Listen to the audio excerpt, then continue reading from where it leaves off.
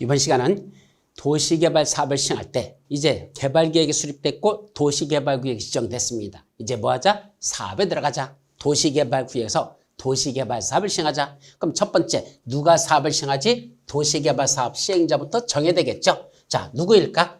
도시개발 사업 시행자는 아무나 할 수 있는 게 아닙니다. 법적으로 이러이러한 사람들만 사업을 시행할 수 있다고 딱 정해져 있는데 원칙적으로 12명이 정해져 있습니다. 그 12명의 원칙적인 사업 시행자가 있고 그자들 중에서 도시개발구역을 지정한 지정권자가 당신이 하세요 라고 사업 시행자를 지정해 줘야 그자가 사업 시행자가 되는 겁니다. 근데 사업 시행자로 지정받을 수 있는 자도 가만히 있다고 지정해 주는 게 아니고 나를 사업 시행자로 지정해 주세요라고 원칙적으로는 지정 신청을 해야 됩니다. 그러면 지정권자가 그 지정 신청 들어온 자를 검토해보고 아 괜찮겠다 네가 해 라고 지정해주면 사업 시행자가 되는 거죠. 그럼 사업 시행자로 지정받을 수 있는 사람들은 얼마나 있을까? 자, 원래 12명 있다 그랬죠. 그 중에 중요한 것만 여기서 정리해보자. 첫째는 국가나 지방자치단체, 국가나 지방자치단체를 합쳐서 우리 뭐라 부르죠? 행정청이라는 데 있어요. 그래서 국가하고 지방자치단체인 둘을 행정청이라고 하고 이 자들이 원칙적인 사업 시행자가 될 수 있죠. 두 번째는 공공기관 해놓고 6기관이 있어요. 공공기관은 6개가 있다. 뭐뭐 있을까? 토수, 농관, 철매. 토수, 농관, 철매. 무슨 뜻이죠? 토지주택공사. 여러분들이 잘 아는 LH, 토지주택공사. 또 수자원공사, 농어촌공사, 관광공사, 철도공사, 매입 공공기관. 이런 자들이 될 수 있습니다. 또 정부 출연기관이라고 해가지고 국가철도공단하고 제주국제자유도시 개발센터라고 있어요. 국가철도공단, 제주국제자유도시 개발센터. 여기 앞에는 요 철은 한국철도공사입니다. 한국철도공사 밑에 자회사 형식으로 되어 있죠. 그게 바로 국가철도공단입니다. 그럼 국가철도공단하고 제주국제자유도시 개발센터인 정부 출연기관은 특정이 하나 있어요. 일정한 지역에서만 사업 시행자가 될 수 있지 아무 데서나 다 할 수 있는 게 아니라는 그 특성을 갖는 게 정부 출연기관 두 군데입니다. 첫째, 국가철도공단은 역세권 개발 사업만 할 수 있습니다. 저 역들 있죠? 그 역세권, 그 중심으로 해서 거기만 개발할 수 있지 아무 데나 도시 개발하는 건 안 됩니다. 반면에 한국철도공사는 그런 제한을 받지 않습니다. 그래서 한국철도공사는 역세권 개발만이 아니고 아무 데서나 도시개발 사업 시행자가 될 수 있다. 반면에 국가철도공단은 역세권 개발 사업이 안 한다. 제주 국제자유도시 개발센터 뭐 저렇게 길게 만들었는지 혀도 안 돌아가요. 제주 국제자유도시 개발센터 헐 이렇게 되죠. 하여튼 요건 어디서 한단다? 그건 제주도에서만 하라고 제주자 붙여놨잖아. 제주도에서만 도시개발 사업 시행자가 될 수 있죠. 더 나아가서 지방공사. 지방공사가 뭐죠? 대표적인 거 서울 SH공사. 그래서 서울의 S자는 서울이죠. H는 하우징이라는 뜻이죠. 서울 하우징 이제 컴퍼니죠. 그래서 서울 도시개발, 서울 주택도시공사, 서울 주택도시공사 그렇게 되어 있습니다. 어쨌든 그 지방공사, 지방자치단체가 만든 공사죠. 이를 다섯 이렇게 묶어서 뭐라 부른다? 이걸 여기서는 공공시행자라 부릅니다. 누구? 국가, 지방자치단체, 공공기관, 정부출연기관, 지방공사, 국지공정지 요 5개를 공공시행자로 부르죠. 반면에 토지 소유자라든지 조합이라든지 이런 것들을 뭐라 합니다? 민간시행자. 나머지들 쭉 밑에 쭉 있는 거. 아까 12개 있다 그랬죠. 그중에 토지 소유자, 조합 밑으로 있는 거. 이전법인 쭉 나오는데 그런 것들은 전부 다 민간시행자로 부르죠. 그중에 여기 조합이라고 해서 조합이 뭐죠? 사람들끼리 모여서 하나의 단체를 결성해가지고 자기들이 추진하자. 이게 보통 조합입니다. 근데 조합은 뭐 넣을 수 없단다? 사업 전부를 환지 방식으로만 할 수 있지 조합은 수용 방식으로 할 수 없답니다. 상시로 생각해보죠. 토지주들끼리 모여가지고 뭘 설립했어? 조합을 설립했어. 그러면 우리 무슨 방식으로 하자? 수용 방식으로 하자. 그럼 누구 땅을 수용하겠다는 얘기야? 조합원들의 땅을 수용하겠다는 거잖아. 그럼 조합원이 수용당하면 이제 조합원이 아니죠? 나중에 남는 건 누구만 남아? 조합장 1명 남겠네. 이게 무슨 놈의 사업이야? 조합은요, 자기들끼리 모여서 조합을 결성해가지고 자기들 땅을 같이 공동개발하자는 얘기입니다. 개발해서 자기들끼리 다시 나눠 갖자. 무슨 방식? 환지 방식만 할 수 있지. 조합이 자기들 땅을, 자기 조합원 땅을 자기들이 강제로 사들인다? 그런 건 있을 수가 없다. 당연한 얘기입니다. 자, 그런데 여기 원칙적인 시행자들은 이런 자들인데 12명인데 환지 방식에서 사업 시행자는 누가 하면 좋을까? 한번 보시죠. 누구 땅이라겠죠? 여러분들 땅. 개발하면 누가 가질 땅? 여러분들이 가질 땅. 누가 개발해야 돼? 여러분들이 해야지 누가 합니까? 자기 땅인데 지들끼리 같이 개발해서 지들이 나눠 갖는 게 가장 바람직하다는 얘기입니다. 그래서 도시개발구역 전부를 환지 방식으로 할 때는 원칙적으로 누굴 사업시행자로 지정한다? 토지 소유자, 너희들 땅이니까. 아니면 토지 소유자가 너무 많아? 그럼 너희들끼리 모여서 하나의 단체를 구성하면 될 거 아니야. 이게 뭐죠? 조합을 만들라는 얘기입니다. 그래서 토지 소유자들이 직접 하거나 조합을 설립해서 할 수 있다. 어떤 경우에만 구역 전부를 환지 방식으로 할 때는 너희들 땅이니까 너희들끼리 알아서 개발해서 너희들이 나눠 가져라. 토지 소유자거나 조합을 설립해서 그렇게 사업을 시행하라는 얘기입니다. 그럼 항상 토지 소유자나 조합이 할 수 있을까? 그건 또 아니죠. 예를 들면 토지 소유자나 니들끼리 조합을 결성해서 하라고 그랬더니 이자들이 뭐 하지 않죠? 일정 기간 내에 사업시행자 지정을 신청하지 않아요. 안 하겠다는 얘기 쉽게 말하면 게을러 빠져가지고 아이씨 뭐 귀찮게 뭐 합니까? 안 할랍니다. 그 게을러서 안 한대. 또는 사업시행자라고 지정 시체에 들어왔는데 내용들 봤더니 수렁털이야. 이거는 우법부당한 내용이 한두 개가 아니야. 자격이 있어 없어? 없죠. 니들 안 할래? 그럼 관둬 때려쳐. 다른 사람 지정할게. 누굴 지정할 수 있다? 지방자치단체 등을 사업시행자로 지정할 수 있다. 즉 누가 안 하면 토지수자나 조합으로 지정하기가 곤란한 사유에 따라 그러면 토지수자 조합으로 지정하는 게 아니고 다시 말하면 구역 전부를 환지 방식으로 할 때 뭐냐? 구역 전부를 환지 방식으로 하는데 제일 좋은 건 너희들 땅이니까 니들이 하라. 또는 조합을 설립해서 하라. 너희들이 줬는데 하기가 곤란해? 그러면 지방자치단체 등을 지정해서 그자들 보고 하게 할 수 있답니다. 이때 지방자치단체 등 했는데 등에는 누구 들어간다? 지토공신. 또 항상 암무문이 참 많아요. 왜? 한꺼번에 무대고를 외우는 게 되게 많거든요. 그래서 올해 같은 어제 시험 봤던 것도 문제 보면요. 공법에서도 암기법이 상당히 필요하거든요. 외우는 게 워낙 많으니까 하나씩 못 외워. 단체로 이렇게 외워야 되는 것들이 많아. 근데 이번에 시험 문제 내는 것도 암기법에서 풀 수 있는 문제들이 상당히 많이 났어요. 그 암기법을 제대로 알았으면 문제 푸는데 지장이 없었죠. 그 중에 하나도 지토공신 이런 것들인데 지가 뭐죠? 바로 지방자치단체 등 했으니까 지방자치단체 말고 등 뭐가 더 있다는 얘기죠. 누구는서 해당 지방자치단체하고 토지주택공사하고 요거 지방공사하고 신탁업자야. 그래서 이 지방자치단체, 토지주택공사, 지방공사, 신탁업자 이걸 지토공신이라고 부르는데 이자들을 지정해서 사업을 시행하는 경우도 있다. 이런 얘기죠. 그중에 시행자 중에 제일 중요한 게 뭐다? 도시개발조합. 매년 한 문제는 반드시 납니다. 도시개발법 6문제 중에 한 문제는 빠지지 않고 어디서 난다? 도시개발조합에서 출제됩니다. 당연히 올해도 도시개발조합에서 시험 문제 출제됐죠.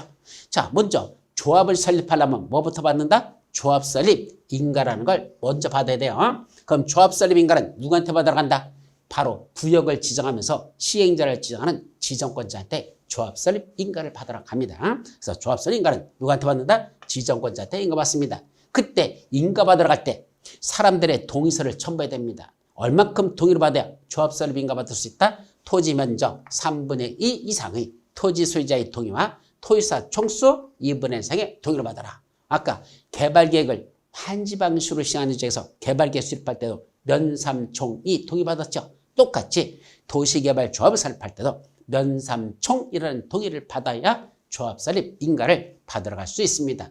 이때 다른 지역에는 다 면적 따질 때 그 안에 국구인지가 포함되어 있으면 국구인지는 빼고 보통 면삼총이거든. 그런데 도시개발조합만은 국구인지를 포함해서 토지 면적 3분의 2 이상의 토지소유의 동의와 토지사 총수 2분의 1 이상의 동의를 받아라. 이렇게 돼 있어요. 여기는 국구인지 제외 하나 포함이라는 거. 요 하나는 잘 기억할 또 내용입니다. 다른 거하고는 다르기 때문에 기억해야 돼. 자, 조합의 구성. 그럼 조합은 어떻게 구성될까? 4가지 조직으로 구성됩니다. 첫째, 조합원들이 있어요. 두 번째, 임원이 있어요. 세 번째, 총회라는 조직이 있고 마지막 대의원회라는 4가지 조직으로 구성된다. 이게 조합의 구성이죠. 첫째, 조합원. 누가 조합원이죠? 도시개발구역에는 토지소유자들은 다 조합원입니다. 여기서 조심할 거. 좀 전에 조합 설립하려면 토지 면적 3분의 2 이상의 토지 전체 면적 중에 3분의 2 이상의 토지소유자들이 조합 설립에 오케이 동의해야 되고 전체 인원수로 따져서는 전체 총수의 2분의 1 이상이 우리 조합 설립에 동의하자라는 요건을 충족해야 조합을 설립할 수 있습니다. 근데 그 속에 보면 그 구역 안에서 동의하지 않은 사람도 있을 거 아니야. 면적 3분의 3의 동의 플러스 총수 2분의 3의 동의니까 나머지 동의 안 한 사람들도 그 속에 있을 거 아닙니까? 이분들 조합원이다 아니다. 조합원이다 아니다. 조합원이라는 얘기입니다. 왜냐하면 도시개발구역에 있는 토지 소유자들은 동의했던 안 했던 관계없이 다 조합원이라는 얘기야. 그러면 그분들은 기분 좋아할까 기분 나빠할까? 아이 나는 조합 설립에 동의하지도 않았는데 나를 조합원으로 다 추대해 주네? 아이씨 나를 그렇게 받아주네? 추대를 해주네? 좋은 겁니까? 아니걸랑요. 그럼 뭐 하는 거죠? 조합비 내라는 얘기입니다. 아니 나는 조합 설립에 반대했는데 싫다고 했는데 너 조합원이니까 돈 내라 이 얘기예요. 이건 돈 걷어가려고 조합 반대한 사람한테도 조합원이랍식으로 뜯어가는 이런 싸가지 없는 규정이 또 바로 이런 것들이에요. 그래서 조합원들이 인정받는 이유는 조합비 내라고 구역에 있는 사람들은 다 조합원들을 이런 식으로 만들어 놓은 겁니다. 동의한 자만 조합원이라 동의하지 아니했어도 도시개발 구역에 있다면 그분들은 반대한 사람도 다 조합원이다. 그렇게 이해하시면 됩니다. 자, 보유투지 면적과 관계없는 평등한 의결권을 갖는다. 이거 간단하게 정리하는데 무슨 말이죠? 큰 땅을 가졌던 작은 땅을 가졌던 의결권은 나중에 선거 같은 거 할 때 투표할 때 한 장의 의결권이지 큰 땅 가진 사람은 5장 주고 작은 사람 따라서 한 장 주고 안 그래요? 평등한 의결권이 그 뜻이죠. 자, 임원들은 의결권을 가진 조합원 중에서 총회에서 선임합니다. 의결권을 가진 조합원 중에서 총회에서 선임하는데 여기 조합장 또는 이사이 자기를 위한 조합과의 계약이나 소송에서는 감사가 조합을 대표한다. 요번 34회 때 시험문제에서 요거 출제됐죠. 조합장 또는 이사이 자기를 위한 조합과의 계약이나 소송에서는 감사가 조합을 대표한다. 요것도 요번에 시험문제 난 겁니다. 자, 나왔으니까 또 설명해보죠. 간단하게. 이게 무슨 뜻일까? 조합장 있고 그 밑에 이사 감사들이 있거든. 그건 조합장은 한 명이고 이사는 여러 명 둘 수 있어요. 이런 수는 정관에서 정하면 됩니다. 조합이 갖고 있는 규칙이 정관인데 정관에서 인원수는 정하라는 얘기입니다. 그런데 조합장하고 이사가 뭘 했습니까? 자기를 위한, 자기 자신들을 위한 조합과의 계약이나 소송에서는 그랬습니다. 이게 무슨 말이죠? 자, 내가 원래는 뭐 하는 사람들이야? 자, 강의했던 저는 그렇게 설명해요. 저는 원래 뭐 하는 사람들? 건설, 자재 같은 걸 판매하는 그런 회사 사장입니다. 근데 저쪽에 땅을 하나 갖고 있었는데 이번 거기서 뭐가 시행된다고? 도시개발 사업을 시행한답니다. 뭘 설립한답니까? 조합을 설립했답니다. 그럼 조합장 뽑아야 되잖아. 나가 뭐 하고 싶어? 나도 출마하고 싶어. 왜? 나도 그래도 돌아다니면서 주소 드는 게 많잖아요. 그죠? 그런 건설자재 같은 걸 납품하는 회사다 보니까 아무래도 그런 쪽을 많이 다녔습니다. 그래가지고 조합장 딱 하니 출마했죠. 나 그래도 부동산 공법도 잘 알고 있잖아. 그래서 나가지고 도시개발 사업은 이런 것이요 하면서 쫙 설파했죠. 그랬더니 사람들이 뭐죠? 아, 저 새끼 되게 똑똑한 것 같다. 뭐 시키자? 우리 조합장 시키자. 제가 조합장이 됐습니다. 자, 그런데 드디어 어느 정도 진행이 되다가 뭐가 있다? 건설자재를 우리 조합에 납품할 일이 생겼습니다. 그거 누구 걸 갖다 써야 되죠? 다른 사람 걸 사다 쓰면 되죠? 미쳤습니까? 내가 왜 조합장 해먹었는데 바로 건설자재 우리 조합에 내가 납품하려고 그래서 내가 했는데 그럼 계약서 써야 되잖아. 그럼 조합장 바꾸서 건설자재 사장, 건설자재 납품회사 사장 바꾸서 내가 계약서 쓰는데 조합에도 조합장이니까 내가 써야 되고 즉 납품하는 그 건설자재 납품회사 사장도 나니까 바꾸서 이렇게 씁니다. 그럼 예를 들어보죠. 이거 건설자재야. 이거 단가 얼마일까? 물어볼게요. 단가 10,000원짜리입니다. 여러분들 얼마에 계약서 쓰면 되죠? 이거 단가 10,000원짜리라 그래서 그럼 이 계약서 쓸 때 단가 하나 얼마? 아, 당연히 10,000원이지 뭘 그렇게 고민하고 있어요. 10,000원짜리니까 10,000원 써야 되지. 내가 그러려고 조합장 했습니까? 아니잖아. 얼마 쓰면 되죠? 그랬더니 우리 오프라인 강의할 때 물어보시면요. 한 2만 원. 그래도 많이 쓰셨죠. 10,000원짜리인데 더블 플러스 2만 원 썼으면 되게 많이 쓴 거죠. 그럼 내가 뭐라는지 아십니까?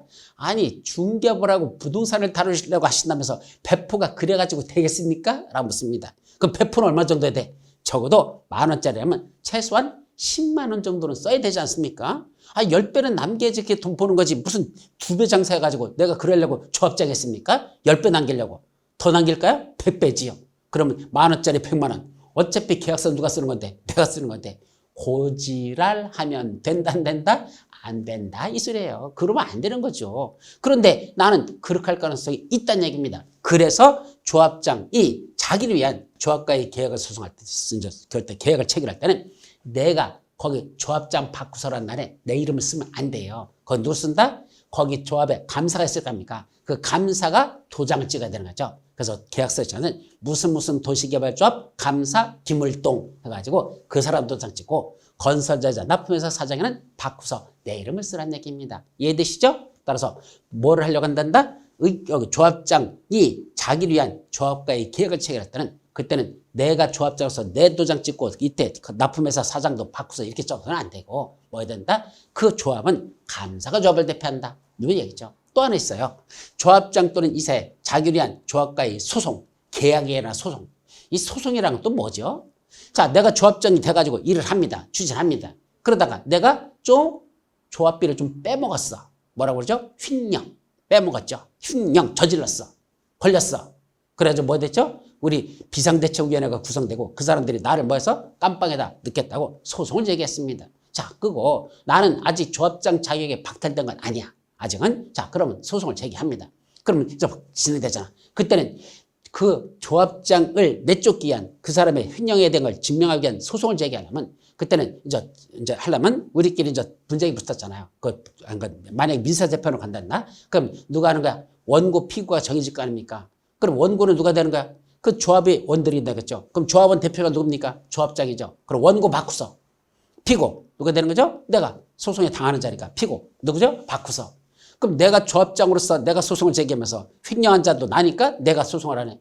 나 혼자 내가 원고면서 피고 자리를 누리고 있다. 말 되는 소리 안 되는 소리. 그게 재판입니까? 아니죠. 그때는 그때는 조합을 대표한다? 내가 아니고 그때는 감사가 바로 원고가 되는 거고 피고가 바로 바꾸서가 되는 겁니다. 아셨죠? 그런 것들이 바로 조합장 또는 이사의 자기를 위한 조합과의 계약이나 소송에서는 조합장이 조합을 대표하는 게 아니고 감사가 조합을 대표한다라는 걸 그렇게 기억하시면 됩니다. 자, 총회라는 조직도 있죠. 총회는 뭐죠? 조합원 전체가 모여서 여는 최고 의결기관입니다. 우리 조합에 어떤 것들을 의결할 때는 대부분이 총회 의결을 거치도록 되는 게 원칙이에요. 그래서 총회라는 건 최고 의결기관인데 어떤 것도 있다냐? 요거 대의원회라는 조직이 하나 더 있어요. 그럼 총회하고 대의원회 차이는 뭘까? 자, 조합원이 몇 명일까? 300명이라고 해보잖아. 그럼 300명 조합원들이 모여서 회의를 한다면 그 장소 찾는 것도 만만치 않을 것이고 또 하나가 그분들이 오게 되면 혼자 오는 게 아니라 애들도 데리고 가잖아. 그럼 애들이 빽빽거리고 울고 앉아있고 막 뛰어돌아다니고 회의가 쉽지가 않습니다. 비용도 많이 들어가고. 그럼 뭐 할까? 조합의 총회의 의결권을 대신할 수 있는 조직을 하나 대신 만들었죠. 국민들 전체가 모여서 여는 게 힘들으니까 뭘 만들었어? 국회라는 조직을 만든 거 아닙니까? 그게 국회의원들이 모여가지고 지들끼리 의결해가지고 하듯이 여기도 마찬가지로 전체가 모이는 총회 열기가 벅차니까 그걸 대표하기 위한 대의원회라는 걸 구성해가지고 그 대의원에서는 총회의 권한을 대행한다. 예, 총회에서 해야 될 권한을 누가 대신한다? 대의원에서 그걸 대행할 수 있는 제도. 이게 바로 뭐라고 한다? 이거 대의원회라고 하는 거죠. 그럼 이 대의원회는 총회 권한을 대행하는 건데 여기 보니까 반드시 총회에서만 의결이 되고 대의원에서는 의결해서는 안 되는 게 5가지가 있어요. 이것도 나중에 외우면 돼. 그래서 뭐랬죠 못하면 정관을 개발한 임원은 환지를 합병할 권한이 있다. 뭐 이렇게 외우는 방법이 있어. 그래서 정관을 개발한 임원은 뭐 할 수 있다? 일단은 환지를 합병할 권한이 있다. 뭐 이런 식으로 문장으로 하나 만들어보면 5개를 나중에 할 것이고 이건 반드시 총회에서만 의결했어야지 대의원에서는 의결할 수 없다는 그런 것도 있다. 자, 시행자, 지정된 시행자, 다른 자로 변경할 수 있을까? 예, 있어요. 4가지 사유가 있으면 변경할 수 있는데 그건 나중에 정하도록 하면 되죠. 자, 이제 시행자 끝났어. 그럼 사업 시행자가 할 일, 사업을 시작한 구체적인 계획을 작성한다 그랬죠. 그 계획을 뭐라 부른다? 실시 계획을 작성한다 그랬습니다. 그래서 그걸 작성해가지고 그걸 들고 누구한테 가져간다? 지정권자한테 인가받고 지정권자가 그 사실을 고시하면 됩니다. 그래서 실시계 작성, 인가, 고시라는 요 3가지 내용이 있단다. 그래서 세부적인 건 지금은 정리할 건 아니고 요 정도만 일단 기억합니다. 자, 이제 다음 페이지 사업을 시행하는 방식이 이제 들어가죠. 그럼 사업 시행 방식은 크게 뭐가 있다 그랬죠? 수용 또는 사용 방식과 환지 방식이 있다 그랬었고 수용 또는 사용 방식이라는 건 종전에 있던 토지 수자에게 보상비 주고 그분들 나가시오. 그리고 개발해서 다시 분양하는 것, 개발해서 분양하는 것, 이거를 수용 또는 사용 방식. 자, 그럼 누가 수용할 수 있죠? 원칙적으로는 조합을 제한 모든 시행자들은 다 수용할 수 있어요. 누구 빼고? 조합만 빼고. 아까 조합은 사업 전부를 환지 방식으로만 할 수 있지 조합을 설립하자고 자기들 조합원들의 땅을 강제로 사들이는 이거는 있을 수 없다. 그러니까 조합을 제한 나머지 모든 시행자는 수용 방식으로 사업을 시행할 수 있습니다. 그중에 특히 민간 시행자, 아까 공공시행자 빼면 민간 시행자, 아까 공공시행자 몇 명 있다 그랬죠? 크게 5명. 국지공정지, 국지공정지라는 5개 공공시행자 말고 나머지 민간 시행자들은 뭐 한답니까? 함부로 수용할 수 없답니다. 그럼 어떻게 갖추란 얘기야? 전체 토지 면적 3분의 1상을 소유하고 나머지 총수 2분의 1상의 동의까지 받아야 민간 시행자는 뭐 할 수 있다? 수용 방식으로 사업을 시행했다. 자, 이게 무슨 말인가 한번 봐봐. 민간 시행자가 수용 방식으로 할 수 있다? 예, 할 수 있다는 얘기입니다. 그러려면 어떤 요건을 갖춰라? 토지 면적 3분의 2 이상을 소유하랍니다. 이 구역에 있는 전체 면적 중에서 3분의 2 이상을 소유하래. 그럼 남은 땅이 얼마 남았죠? 3분의 1. 이건 소유하지 못했다 이 말이죠. 그럼 나머지 소유하지 못한 3분의 1. 이건 뭘 주겠다는 얘기야? 강제로 살 수 있는 수용권을 주겠다 이 소리예요. 결국 민간 시행자들이 수용 방식을 하려면 그 도시개발구역 전체 면적 중에 3분의 2는 자기가 소유권을 스스로 취득하고 이거는 강제로 사는 게 아니라 지가 능력과 사들이란 얘기야. 얼마까지 사들이라? 3분의 2에 해당하는 면적만큼은 사들이란 얘기야. 이거는 국가가 도와주지 않아. 네 능력과 사란 얘기입니다. 그럼 나머지 얼마 남았어? 3분의 1. 이 사람들은 누구일까? 완전히 반골분자들이겠죠. 반골분자? 무슨 뜻이죠? 이 사람이 땅을 사는 것에 대해서 절대적으로 반대했던 사람들 3분의 1 남았잖아. 이분들 이 땅은 뭘 주겠게? 강제로 살 수 있는 수용권을 주겠다는 얘기입니다. 따라서 면적 3분의 2까지만 소유하면 남은 3분의 1 이거는 수용권을 발동해서 네가 살 수 있도록 이렇게 만들어줘야 했는데 문제는 면적 3분의 2 이상만 소유했다고 무조건 수용권 3분의 1이 발생하는 게 아니고 동시에 총수 2분의 1 이상의 동의까지 받아야 됩니다. 그럼 거기 있는 토지 수자들 전체는 수의 얼마가? 2분의 1 이상이 누가 이렇게 해도 좋다? 이 사람이 사업시행자로 해도 좋다라고 수용하는 것에 대해서 동의를 해줘야 됩니다. 전체 총수의 2분의 1 이상도 동의도 해줘야 돼요. 그렇기 때문에 면적 3분의 1은 소유하고 전체 총수의 2분의 1 이상은 이 사람이 이렇게 수용 방식으로 하는 것에 동의를 해줘야 되는데 이게 만만치 않다는 얘기입니다. 만약에 토지를 수용해 들어가는 과정에서 보상비 주잖아 사람들한테. 그거 사람들은 다 만족해 할까요? 다 불만일까요? 불만이죠. 뭐야 씨 이것도 돈이라고 주냐? 보상비 이것밖에 안 주냐? 그런 사람한테 야 네가 해도 돼 라고 동의서 쓸 사람이 도대체 몇 명이나 있겠습니까? 결론부터 얘기하면 민간 시행자는 수용 방식으로 사업은 시행할 수 있는데 수용 방식으로 하려면 전체 토지 면적의 3분의 1 이상은 소유하고 총수 2분의 1 이상의 동의까지 받아야 되기 때문에 이 요건 충족하기가 만만치 않아서 보통은 수용 방식으로 하는 건 민간 시행자가 하는 경우는 거의 없고 대부분이 공공시행자가 수용 방식으로 하는 것이 일반적이다. 이런 결론에 도달하는 겁니다. 이런 요건 때문에 그래요. 자, 그런데 아까 수용 방식으로 할 때 보상비 주는 건 원래는 현금으로 준다 그랬죠. 근데 항상 현금? 아니요. 토지 수요자들이 나는 현금보다는요. 나중에 조성되는 토지 또는 건축물을 주면 안 될까요? 라고 원했어. 그러면 그렇지 않아도 보상비가 부족했는데 잘 됐네. 알았어요. 당신한테는 나중에 조성되는 토지나 건축물을 주겠다는 약속 증서를 발행한다 그랬죠. 그게 무슨 채권? 토지로 상환하겠다는 채권, 토지산채권을 발행합니다. 이거는 토지 소유자가 원할 때만 발행하는 거고 매수대금의 일부를 지급하기 위해서 발행합니다. 이때 매수대금의 일부란 이 일부가 얼마일까? 분양대상 토지 건축물에 얼마까지만? 2분의 1까지만이에요. 여기서 왔는데 그래서 2분의 1에 분양대상 토지 건축물 즉 전체 분양할 면적들 있죠. 그중에 단 2분의 1까지 해당하는 면적 그것만 토지산 채권으로 발행해서 그 땅이나 건축물을 주면 되는 거고 나머지 2분의 1 초과되는 면적들은 전부 다 현금으로 드리라는 얘기입니다. 그래서 토지산 채권으로 발행하는 건 분양대상 토지 건축물의 2분의 1까지만 하는 거죠. 자, 그리고 민간 시행자는 은행 등 지급 보증이 필요하더라. 또 이게 무슨 말이죠? 민간 시행자는 왜 민간 시행자는 함부로 토지산 채권을 발행하지 못할까? 자, 우리가 미리 돈을 낸다. 자, 지금 뭘 받아야 되는데 보상비를 지금 받아야 되는데 지금 보상비를 미리 받는 겁니까? 나중에 토지 건축물로 받기로 하고 지금은 보류시켜 놓는 겁니까? 다른 사람들은 다 현금 받아서 떠났는데 나는 지금 현금 받는 게 아니고 나중에 조성되는 토지건축물을 받겠다 해서 종이쪽지 한 장 받아놨잖아. 이 종이쪽지 갖고 있다가 만약에 나중에 시행자가 나한테 토지 안 주면 이 종이쪽지는 뭐가 되는 거야? 휴지조각 되는 거죠. 이놈의 종이쪽지 못 믿을 수 있다는 얘기입니다.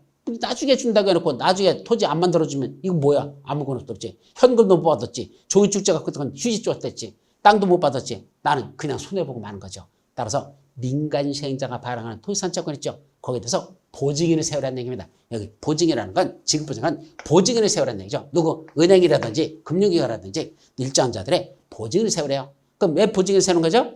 이 시행자가 너한테 나중에 뭐를 안 주면은 토지 또는 건축물로 만들어준다는 거 안 만들어주면 대신 이 은행들이 지들이 조성해서 지들이 만들어줄게 라는 보증인을 세우라는 얘기입니다. 그래야 된다. 누구만? 민간 시행자들만. 그럼 공공시행자들은 그럴 필요 있다? 없다는 얘기입니다. 왜요? 공공시행자는 망할 놈들이 아니라고 보는 겁니다. 우리나라에서는 공공시행자들은 아무리 빚을 많이 져도 어차피 국민 세금으로 다 채워놓거든. 손해보면. 그랬더니 망할 자들 아니래. 그래서 지급보증이 세울 필요 없다. 그게 민간 시행자들은 지급보증이 필요하고 공공시행자는 지급보증이 필요 없다. 그게 핵심입니다. 자, 모든 시행자는 또 발행계획을 작성해야 돼. 즉 토지산책권 얼마나 발행할 건지 발행청액, 발행하는 방법, 절차 어떻게 할지 그 발행계획을 일단 작성해서 누구한테 가져갈까? 지정권자한테 가지고 가서 지정권자님 제가요 토지산책권을 이렇게 발행하려고 하는데 괜찮을까요? 라고 지정권자한테 뭐 받아라? 승인을 받아야 된다. 이게 발행계획을 작성해서 지정권자 승인 받습니다. 여기서 조심할 건 지정권자가 직접 사업을 시행하는 경우만 제외하고는 모든 시행자들은 전부 다 발행계획을 작성해서 지정권자한테 승인 받아야 돼. 물론 지정권자가 시행자라면 자기가 자기한테 셀프 승인 받으라 필요 없으니까 지는 안 해도 되고 지정권자가 시행자인 경우만 제외하고 모든 시행자들은 실시계획을 작성하면 지정권자한테 승인을 받아라 이런 뜻이죠. 다음 그런데 김영시직권으로 발행하는 게 특성입니다. 토지산책권은 너한테 나중에 조성되는 토지를 줄게 라고 그때 그 채권에다가 저 나중에 받을 사람의 이름을 기재합니다. 김영식 증권, 이름이 기재된 증권이라는 뜻이죠. 자, 그런데 이 김영식 증권이면 원칙적으로 타인에게 이전형도 될까 안 될까? 안 되는 게 원칙이야. 왜 이름을 써서 주죠? 너한테 주려고 죠. 만약에 다른 사람들한테 누구든지 채권 가진 사람한테 주겠다 그러면 이름 쓸 필요가 없습니다. 그때는 무기명증권으로 발행하면 이름이 기재되지 않았으니까 다른 사람이 갖고 있는 사람들이 주인이 되는 거야. 근데 이름을 썼다는 얘기는 너만 주겠다는 얘기죠. 그런데도 불구하고 이거는 뭐 할 수 있다? 이전 양도가 가능하다. 아주 특이한 채권입니다. 원래는 김영시 직권으로 발행하는 건 이전 양도 안 되는 게 원칙이야. 근데 이건 거꾸로 양도할 수 있는 게 또 원칙입니다. 왜 그랬을까? 저거 왜 그렇게 나한테 이전 양도해도 괜찮을까? 저거 뭐 받는 것 대신에 뭐 받는 거죠? 보상비 받을 거, 현금으로 받을 것 대신에 나중에 토지건축물 받겠다는 약속증서 채권이거든요. 이 채권은 무슨 투기 목적으로 저거 하는 겁니까? 아니야. 원래부터 내 땅이었었어. 근데 사업을 시행하는 게 수익 방출하다 보니까 나는 보상비 받을 수밖에 없었던 거고 그 보상비를 현금으로 받는 것 대신에 나중에 토지건축물 받을게 라는 그거였거든요. 근데 그 종이쪽지의 이 토지산책권이 무슨 투기 목적으로 이용된 게 아니라는 얘기입니다. 내가 어디다 적극적으로 뭘 투자해가지고 채권 산 게 아니고 보상비 받는 소극적인 차원에서 받는 거거든요. 그러다 보니까 이건 하나의 투기라고 볼 수가 없습니다. 김영시 증권이지만 굳이 남한테 이전 양도하는 걸 막을 이유가 없다는 얘기입니다. 쉽게 말하면 내가 처음에는 나중에 조성되는 토지건축을 받으려고 채권을 받았는데 좀 있다가 가사가 기울어 버렸습니다. 가사가 기운다. 망했다는 얘기입니다. 그래가지고 당장 돈이 필요해. 아니 나중에 받는 토지건축물이 급한 게 아니고 지금 당장 빚을 갚아야 될 것들이 있어. 그럼 뭐 하는 수밖에 없어. 빨리 저 채권 팔아가지고 현금화 시켜가지고 빚 갚는 게 더 빠르겠죠. 그때 타인에게 이전 양도할 수 있다. 그렇게 이해하는 게 핵심입니다. 자, 아까 선수금도 받는다 그랬죠. 선수금이 뭐라 그랬죠? 분양하는데 선분양을 하는 거라 그랬죠. 그래서 미리 분양해가지고 대금이 들어오죠. 그 돈 갖고 사업비 조달하겠다는 얘기입니다. 원래는 자기 돈 갖고 개발해가지고 사람들 분양하면 되는데 돈이 부족해. 아까 보상비에 돈이 너무 많이 나갔어. 그래서 현재 개발비는 보상비, 개발비 달라지죠? 보상비는 땅값 주는 거고 개발비는 거기 까만 게 새로 개발하는 거거든. 근데 보상비에 돈이 많이 나다 보니까 개발비가 부족해졌다는 얘기입니다. 뭐 받는다? 미리 분양가를 받자. 그래서 분양대금 미리 받아가지고 그거 갖고 조성해서 넘겨주자. 그게 바로 선수금이죠. 그래서 조성토지 등과 원형지를 공급받거나 이용하려는 자로부터 해당 대금의 전부 일부를 미리 받은 금액을 미리 받는 걸 뭐란다? 선수금이라고. 선수금 받을 때도 지정권자한테 가서 승인을 받아야 됩니다. 자, 공급하는 방법. 아까 어떻게 설명했었는데 수용 방식 설명해서 원칙은 경제입찰 방법이라고 그랬죠. 예외적으로 추천 방법으로 하는 것도 있어요. 이런 4가지 사유가 있을 때 군민주택 규모 이하되는 주택건설용지 아까 설명했죠? 등등등 몇 가지는 추첨의 방법으로 공급할 수 있고 경우에 따라서 어떨 때는 서로 가격을 흥정하는 수의계약 방법으로 할 수 있다. 그래서 공급하는 방법은 원칙은 경제입찰 방법, 예외 추첨과 수의계약 방법 그런 것들이 있다. 이런 뜻이죠. 자, 원형지 무슨 말일까? 원형지 원래 형태의 땅 무슨 뜻이죠? 원형지 원래 형태의 땅 개발되지 아니한 땅을 말하는 겁니다. 개발되지 아니한 땅 원형지 어디 있을까? 여기 그림 한번 볼까요?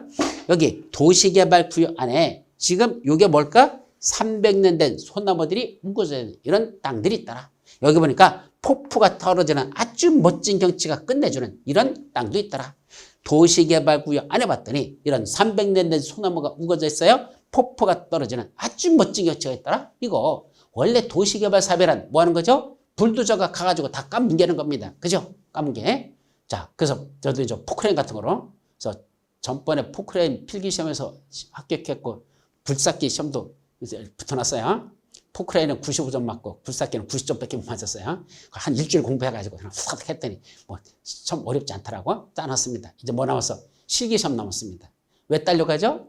저도 개발 쪽에 지금 관여를 하고 있는데 내일 모레 지금 토지 측량하러 가야 돼요. 그 땅에 도로가 없어. 그래서 땅 주인들 7명 다 만나가지고 거기다 우리 도로 내기를 하자 해서 제가 좀 추진을 해가지고 현재 도로부지 조성하고 있습니다. 그러다 보니까 측량을 해가지고 거기를 다시 필지를 분할해야 되거든. 그래서 그거 하는 거 내일 모레 측량하러 가는데 제가 또 입회를 하러 가야 되는데 화요일날 가야 됩니다. 자, 그런데 화요일이나 2일날 목요일날 내일 모레죠. 가야 되는데 그때 한 것들 그러면 그렇게 토지를 개발하고 이런 것들을 조사가 지금 관여를 해서 일을 하고 있는데 거기 가보니까 뭐가 있단다? 300년 된 나무들이 이렇게 우거져 있더라. 그럼 개발하려면 보통 까뭉개는 거 포크레인으로 다 하잖아요. 근데 이런 뭐 포크레인 기사들 맡겨놨더니 제 문제가 뭔지 아십니까? 제가 볼 때는 넉넉히 이틀이면 이거 공사 다 할 수 있어. 내가 시키는 대로 이 정도 이렇게 해달라는 목표를 달성할 수 있어. 웬걸? 5일 걸립니다. 제가 유심히 봤어. 어떡하나. 여기는 파다가 여기다 집어넣어. 거기는 파다가 또 여기다 집어넣어. 왔다 갔다 왔다 갔다 속 터져 뒤지겠습니다. 제한 데만 가서 지적하면 알았습니다. 그리고 또 똑같은 짓 하고 있습니다. 왜? 한 번 하는데 하루 저 일당이 80만 원이거든요. 하루 하는데 그럼 이틀이면 160만 원이죠. 그럼 끝날 걸. 5일 해보니까 8, 5, 40, 400만 원 들어가는 겁니다. 열받아가지고 에이 차라리 내가 자격증을 따가지고 내가 공사한다.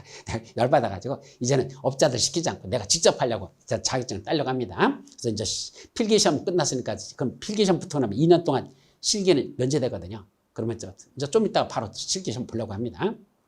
그래서 그거는 이제 학원에 등록해야지 뭐 조작하는 걸 한 번도 손에 안 익었으니까. 그래서 그건 또 어차피 실무하려면 연습을 해야 되니까. 그래서 시험만 붙는 게 목적이 아니고 실제로 자연스럽게 하려면. 그래서 제가 포크레인 공사할 때마다 현장 가서 아주 유심히 봅니다. 왜냐면 그분들은 전문가잖아. 어떤 때 어떻게 조작해가지고 어떤 식으로 저렇게 해가지고 하는지 그걸 정말 유심히 봅니다. 왜? 그것도 다 공부거든요. 그렇게 해놓으면 나중에 얼마든지 포크레인들 나도 자유자재로 다룰 수 있을 것이다. 그 책에 있는 것만큼은 그런 게 안 나오거든. 그건 실무로 다 직접 보는 게 최선이야. 그건 연습하시면 됩니다. 그래서 여러분들도 나중에 그 골치 아프면은 직접 그런 거 자격증 따가지고 물론 작은 것들은 자격증 없이 뭐 교육만 몇 시간 받으면 끝나는 것도 있어요. 6시간짜리 교육만 받는 게 있는데 저는 이왕 받으려면 확실하게 자격증 따자. 그래서 큰 것까지 다루기 위해서는 별도로 시험을 보셔야 됩니다. 그래서 그 굴착기 기능사 시험이 따로 있어요. 그래서 산업인력공단에서 그것도 주관하는데 한번 참고하시기 바랍니다. 어쨌든 그 공사를 하려면 여기 싹 까먹게 하거든. 불도저를 갖다 싹 밀어버리고 포크레인에다 다 파헤치고 평탄 작업해가지고 개발하는 거죠. 근데 여기 300년 된 소나무 있던 걸 싹 펴버리고 평탄 작업해가지고 한다? 그럼 여기 소나무가 300년 된 소나무가 다 날아가는 거잖아. 아까워요? 안 아까워요? 아깝죠. 그럼 이렇게 까먹게 된다? 아니, 이거 살려서 개발하자는 얘기입니다. 그게 바로 뭐란다? 원형지. 원래 있는 땅을 그대로 개발하지 않고 그대로 개발하고자 하는 자한테 줍니다. 그럼 지들이 저걸 살려서 개발하겠다. 그게 원형지 개발이죠. 여기 폭포가 떨어지는 멋진 격차인데 그걸 싹 까먹게 하고 평지 만든다? 너무 아깝죠. 저걸 살려서 개발하도록 하자. 그러면 그 도시개발사업시행자가 여기를 평탄작업한 다음에 넘겨주는 게 아니고 현재 개발되지 않은 원래 형태의 땅, 원형지, 원래 형태의 땅, 원래 이렇게 돼 있는 땅, 이걸 공급을 합니다. 분양해가지고 그 분양받은 사람들이 저걸 살려서 개발하도록 하는 것, 이거를 원형지 공급 및 개발이라 그러죠. 그래서 도시를 첫째 자연 친화적으로 개발한다. 이 자연 친화적이라는 게 이 나무 살리는 거, 또 복합적 입체적으로 개발하려고 한다. 이런 것들이죠. 울퉁불퉁한 상태를 그대로 살리는 거, 평탄 작업하는 건 평탄화 작업이지만 울퉁불퉁한 거 살리는 게 복합적 입체적으로 개발해서 필요하다면 지정권자한테 승인을 받아서 구역 전체 면적의 3분의 1 이내 한정해서만 이 원형지를 개발해서 공급할 수 있습니다. 그래서 원형지 개발은 도시개발구역 전체 면적의 3분의 1 이내만 해당한다. 이런 것들이야.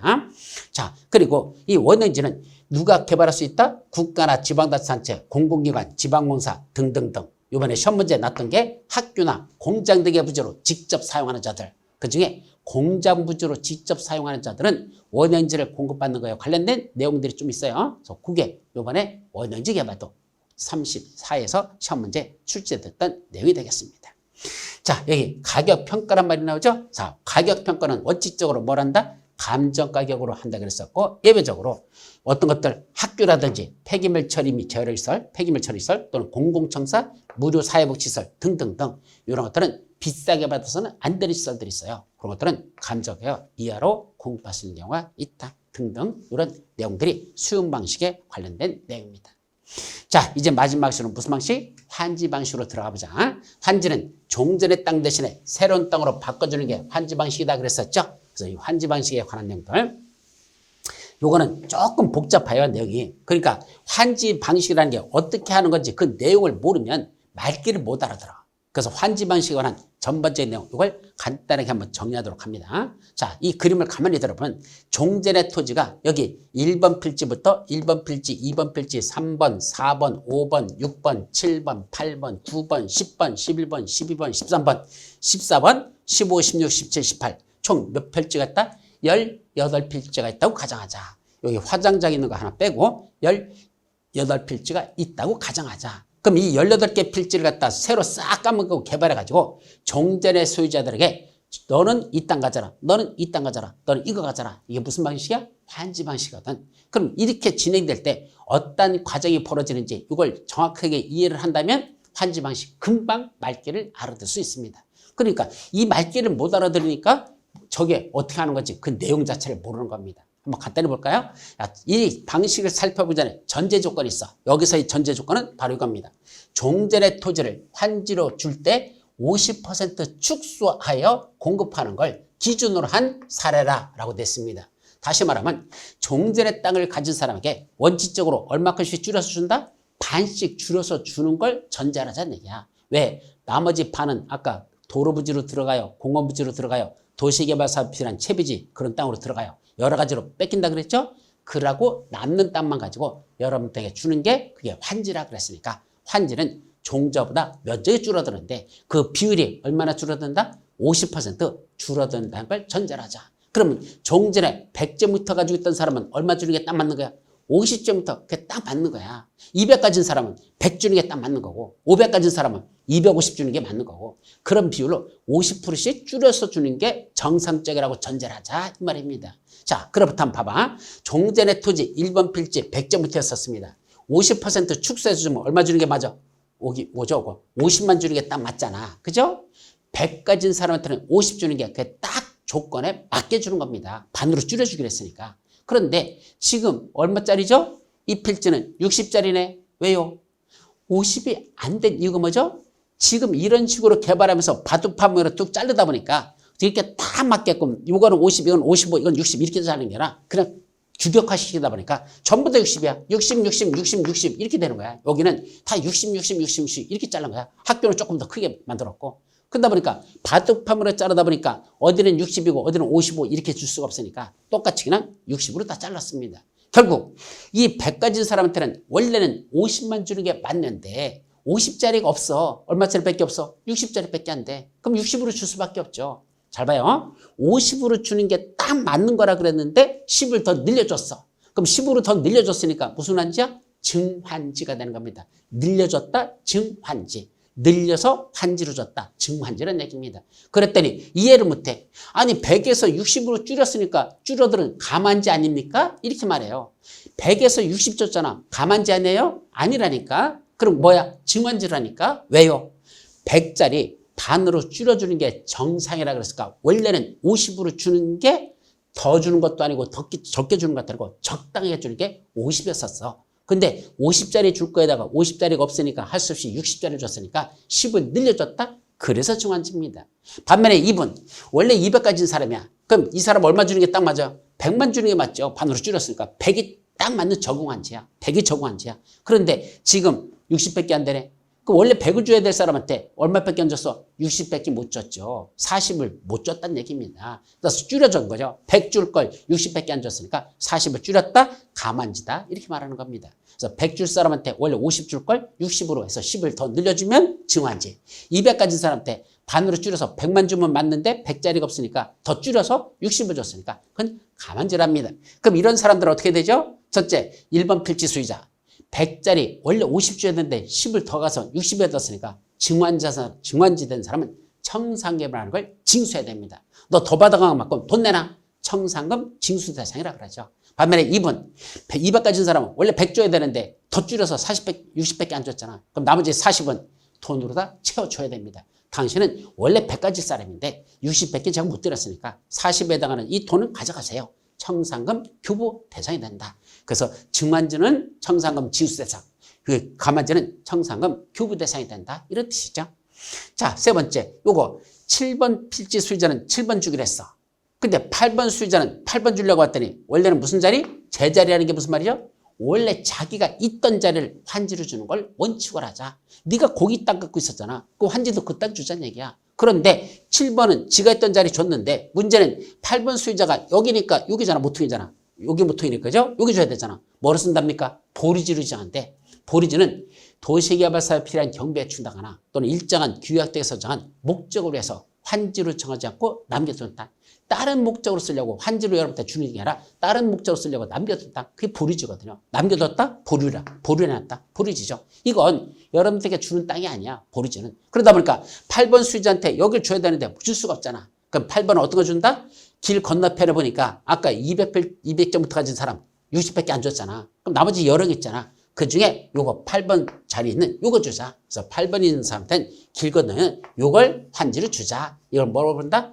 제자리가 아니고 자기 했던 자리고 다른 자리를 준다. 다른 자리 환지. 원래 여기 있던 사람은 이 땅을 줘야 되는데 저걸 주겠다. 다른 자리 환지라는 얘기입니다. 누구도 마찬가지. 9번 가진 사람도 원래 9번 있던 자리는 여기거든. 공원부지야. 근데 공원 만드는데 9번 수의자한테 공원 줄게. 공원 받아서 못 쓰라고. 그거 말도 안 되잖아. 그래서 어떻게? 9번도 옆에 있는 8번 수자 옆에 있는 장을 주겠다. 이것도 역시 다른 자리 환지. 그래서 8번하고 9번은 원래 자기 했던 자리는 보류지나 공원부지로 다 들어가기 때문에 할 수 없이 다른 자를 줬다. 다른 자리 환지. 이렇게 되는 겁니다. 아셨죠? 자, 그런데 여기서 문제되는 게 있어요. 누가 있을까? 문제되는 거. 요거 6번 필지 수의자 볼까요? 6번 수의자. 지금 원래 요 땅을 갖고 있어. 요 땅이었어. 근데 여기다 뭐 만드는데 학교 부지로 조성해야 되겠대. 그러다 보니까 6번 수의자한테는 마땅히 줄 만한 땅이 없어. 이쪽 부분에서. 그죠? 그럼 6번 수의자를 찾아갑니다. 뭐라 할까? 자, 당신 환지를 줄 만한 땅이 없네요. 뭘 만들어? 여기다 학교를 주소하는 바람에 할 수 없이 당신은 환지를 줄 수 없으니까 그냥 돈 받고 떠나시면 안 될까요? 그랬더니 그 사람이 뭐죠? 알았어요. 그게 바로 종전의 토유수의 동의입니다. 알았어요. 그래서 돈 받고 떠나겠대. 그럼 돈 드리고 보내면 되는 거죠. 또 하나 있어. 원래 이분이 여기서 농사만 짓던 사람인데 환지 주겠대. 뭐 맞는데 도시개발은 땅 주겠대. 아니 농사만 짓던 사람이 도시개발된 땅에 가서 내가 거기서 나이트클럽을 운영할까요? 술집을 운영할까요? 식당을 할 거야. 나 그런 거 아무것도 모르는데 괜히 갔다 다 망하고 다 말아먹지. 나 환지 받기 싫어요. 도시개발되는 거 싫어요. 그러니까 나 그 현재 있는 이 땅에 대한 보상비 주세요. 가지고 나가서 옆에 있는 농지사 가지고 그냥 거기서 나 농사 지으렵니다. 본인이 신청하는 사람도 있죠. 나 환지 받기 싫어요 라고 신청해서 현금 달라는 사람도 있을 겁니다. 그게 종전의 토지 소유자들의 신청 또는 동의에 의한 환지 부지정이라고 표현합니다. 환지를 정하지 않는다는 얘기죠. 그럼 그 사람들은 현금 청산해서 떠나 보내야 됩니다. 따라서 이 밑에 보니까 6번 필지라는 건 명시가 없습니다. 요 6번 있던 자리가 여기인데 저 사람은 돈 받고 떠난다 이거 말이죠. 그때 소유자만 나 환지 받기 싫어요 떠난다고 해서 될까? 안 됩니다. 만약에 그 땅에 임차권자가 있었다면 임차권자의 동의도 받아야 됩니다. 임차권자한테 가가지고 저기 소유자가 환지 받기 싫고서 돈 받고 떠난다는데 임차인 당신 아직 임대차 기간 남았잖아. 근데 주인이 지금 떠난다는데 당신도 그렇게 인정할 거예요? 당신도 왜 떠날 거예요? 했더니 예 주인이 그만둔대요? 예 저도 그러죠 뭐. 그러면 토지 수익 임차권자의 동의도 받았죠. 그럴 때만 환지를 정하지 아니할 수 있다. 그래서 토지 수요자의 신청 또는 동의한 환지를 정하지 않을 때는 임차권자의 동의도 받아야 환지를 정하지 아니할 수 있습니다. 이런 내용들이죠. 자, 그리고 이제 3번 수요자 있던 땅 여기 3번 주고 4번 수요자 있던 땅 4번 주고 5번 수요자 땅 줬습니다. 근데 여기 화장장 여기 있었잖아. 사이에 했던 거. 저 화장장 시골이니까 화장장이 있어도 괜찮아. 근데 도시를 개발했는데 요 가운데다 여기다가 여기쯤에다 시청 건물 옆에다가 화장장 만들어라. 사람들 좋아할까 싫어할까? 아니 우리 저기 강남에도 그쪽 뒤쪽에 있는 데 보면 옛날에 거기 서울 시민들이 한 화장장 거기 만드는데 얼마나 만들이 많았습니까? 아니 해피를 왜 여기다 화장장 같은 이런 효무시설 만드냐고. 그건 엄청나게 그때 반발이 부딪혀가지고 만드는데 엄청난 시간이 오래 걸렸죠. 마찬가지야. 도심 한가운데 속에다 화장장 만든다? 좋아할 사람 세상에 하나도 없을 거란 얘기입니다. 뭐 하자는 얘기야? 안 되겠다 야. 시골에 있을 때는 화장장 있지만 이거는 딴 데로 옮겨서 한지 여기는 안 되겠다. 빼자. 그게 용도가 폐지되는 공공시설을 합니다. 그럼 용도가 폐지되는 공공시설은 더 이상 만들 필요가 없죠? 저것도 환지를 정하지 않고 요 땅 있던 위치는 다른 환지의 대상으로 쓰면 됩니다. 자, 세 번째. 지나치게 작은 땅을 가진 사람이 있어서 과수토지. 지나칠 과자 작은 숫자야. 지나치게 작은 땅을 가진 사람이 있습니다. 자, 이분들 몇 제곱미터 가졌답니까? 50제곱미터래요. 50제곱미터. 그럼 전체적으로 50% 줄여주기로 했잖아. 얼마 준대? 25제곱미터. 그럼 25제곱미터짜리 땅을 주면 거기다 뭐 져야 되죠? 사람이 살 수 있는 건물, 주택 질 수 있을까? 못 짓죠. 그럼 뭐 질 수 있어? 예, 계집은 질 수 있어요. 우리 집 똘똘이가 살 수 있는 도구하우스. 계집은 질 수 있다는 얘기죠. 그럼 저 25제곱미터 되는다 계집 져놓고 누구랑 같이 살면 돼? 걔하고 같이 그 두 개 들어서 살면 된다? 말 되는 소리 안 되는 소리? 안 되죠. 그 사람 뭐 한다? 미안하지만 너는 환지를 줄 만한 땅이 없구나. 그냥 돈 줄 테니까 받고 떠나라. 이분도 환지 부지정 대상이 되는 겁니다. 그래서 환지 부지정은 세 가지야. 토지 수요자의 신청이나 동의한 환지 부지정, 용도가 폐지된 공공시설에 된 환지 부지정, 과수토지에 된 환지 부지정, 이런 것들은 환지를 정하지 아니할 수 있다. 이런 내용들이죠. 아셨죠? 자, 마지막으로 여기 입체환지라는 게 있어요. 입체환지. 자, 환지는 평면 환지와 입체 환지 두 가지로 나눠집니다. 이때 평면 환지라는 건 뭐죠? 종전의 땅을 가진 사람들에게 다시 땅으로 주는 거.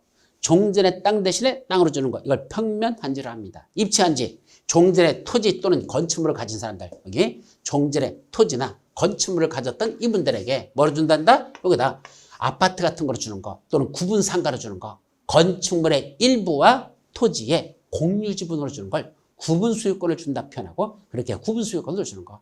아파트 같은 건 구분 수요권을 갖고 있는 거죠. 한 개 동이 다 내 겁니까? 아니야. 101동 1202호 이것만 내 거야. 또 토지는 거기 공유 지분이죠. 전체 몇 제곱미터 분의 내 지분 몇 제곱미터 이렇게 표시하는 거. 전체 몇 제곱미터 분의 내 거 몇 제곱미터 이렇게 주는 게 공유 지분이죠. 위치가 정해진 건 아니야. 전체 면적 중에 거기에 추상적으로 몇 제곱미터 내 거다 이렇게 되는 게 공유 지분이죠. 그걸 뭐라 부른다? 입체환지. 단순히 땅을 바꿔주는 건 평면환지. 땅 위에다 건물을 지었단다. 그래서 건축물의 구분 수요권으로 주는 거 이거를 입체환지라고 한단다. 예, 이런 것들이 쭉 나오는 것. 이게 여러분들이 알아야 될 도시개발법의 가장 기본 정가야. 아까 여기 뭐도 있다 그랬죠? 채비지. 사업에 필요한 경비에 충당하려고 저 채비지를 지어놓고 저건 여러분들에게 줄 환지가 아니죠. 팔아가지고 전체적인 사업비에 보태 쓰려고 하는 땅. 채비지라는 게 있더라. 이런 것들이 무슨 방식? 환지법에 있어서 나온 핵심적인 내용들이 바로 이거예요. 이걸 이해를 해야 됩니다.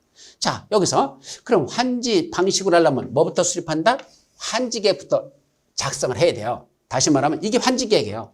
종전의 땅을 가진 사람에게 이렇게 만들어줄게라는 이 청사진. 무슨 게? 환지계획이라는 게 이게 먼저 작성합니다. 그래서 환지계획 행정청이 아닌 시행자들만 환지계획을 작성한 건 특도, 시장군수, 구청장. 특도가 누구죠? 제주도 특별자치도사. 제주도는 제주도사, 나머지 지역에서는 시장군수, 구청장한테 환지게 된 인가를 받으면 되는 겁니다. 근데 여기 뭐도 있다? 환지 예정지라는 게 있어요. 이게 뭘까? 환지 예정지. 잘 보셔요.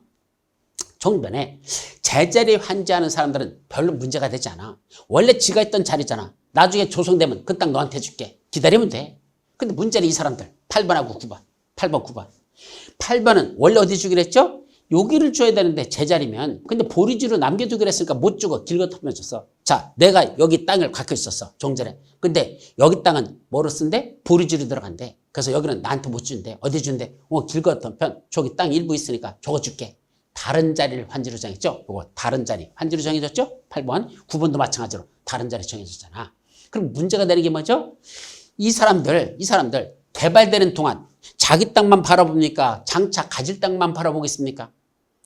아파트 분양받으셔보던 기억이 있죠? 아파트 분양받으면 어떻게 되죠? 아파트 올라갈 때 나 몇 동 몇 동 이미 나와 있잖아. 가가지고 아파트 올라가는 그 동 홀수 따져봐. 아, 조감도하고 비교해보니까 저게 우리 동이구나. 지금 몇 층까지 올라갔구나. 저거 지금 짓고 있는 저기 101동 1200이요. 저거 우리 집이야. 내가 분양받은 집이야. 가가지고 자전거 타고 가서 한참 찾아보다 그래 우리 집에 오고 그러잖아요. 그게 바로 장차 가질 건축물, 장차 가질 땅. 요것만 바라보지 지금 갖고 있는 땅은 의미가 없다는 얘기입니다. 어차피 이거 보리지로 들어갈 건데 어차피 이거 공원부지로 들어갈 땅인데 보리지 공원부지로 들어갈 땅인데 그럼 8번, 9번은 자기 땅은 관심 없고 나 장차 받을 땅만 관심 있습니다. 그러면 권리관계가 불안정한 게 그 사업이 시작하는데 한 5년 걸린다면 너무 불안정한 게 오래 가죠. 어떻게 하면 좋을까? 이렇게 하자는 얘기입니다. 이렇게 하자는 얘기입니다. 어떻게? 자, 도시개발 사업을 시작하는데 이걸 4개 구역으로 나눠서 한다고 보죠. 4개 구역. 첫째는 이쪽이 제1구역, 이쪽이 제2구역, 이쪽이 제3구역, 이쪽이 제4구역. 1구역 공사 끝나면 2구역으로 넘어가고 끝나면 3구역, 끝나서 4구역. 이렇게 하자. 왜 저런 식으로 하죠? 공사할 때 각종 자재, 건설 자재 같은 거 또는 일할 분들 한꺼번에 전체를 투입해서 하기에는 너무 부담이 커요. 그렇게 뭐 공사 자재가 있는 것도 아니고 사람들을 모집할 수 있는 것도 아니고 그럼 뭐부터 한다? 이쪽에 공사 끝내고 옮겨가고 끝나면 옮기고 끝나면 옮겨서 전체 사업이 그렇게 순차적으로 진행될 수 있다고 그렇게 가정하자. 자, 그러면 이거 8번, 9번 수요자들은 여기 땅이 개발이 됐어. 그래서 1구역 공사가 다 끝났어. 1구역의 공사 끝났어. 그러면 이분들한테 뭐라 하죠? 야, 니들 장차 가질 땅 뭐라 부른다? 환지 예정지. 장차 내 땅이 될 걸 환지 예정이라 불러. 그거 지금 미리 공사가 끝났어. 여기 미리 지금 지정해 줄 테니까 뭐 하라는 얘기야? 몇 날짜가 정해지는 날짜부터 가서 뭐 하고 있어라? 사용, 수익하고 있어라 얘기면 아직은 네 건 아니야. 예정지일 뿐이지 아직은 아니야. 그럼 언제 믿게 돼? 공사가 다 끝나야 돼. 전체가 끝나.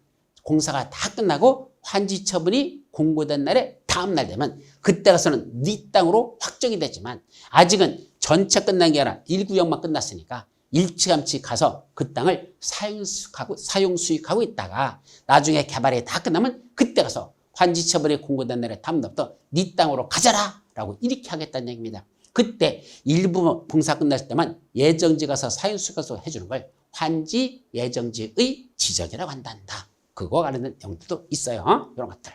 자, 그 다음에 환지 처분이라는 건 공사가 다 끝났어. 그럼 전체 끝나면 뭐부터 한다? 일단 준공검사부터 왔습니다. 이상 없는지. 그러고 그로부터 60일 내에 뭐 해야 된다? 넘겨주는 거. 자, 원래 약속했던 사람들에게 새로운 땅으로 넘겨주는 걸 환지 처분이라고 하고 그 환지 처분을 해야 되는 건 준공검사 받은 날부터 60일 내에 환지 처분을 해야 됩니다.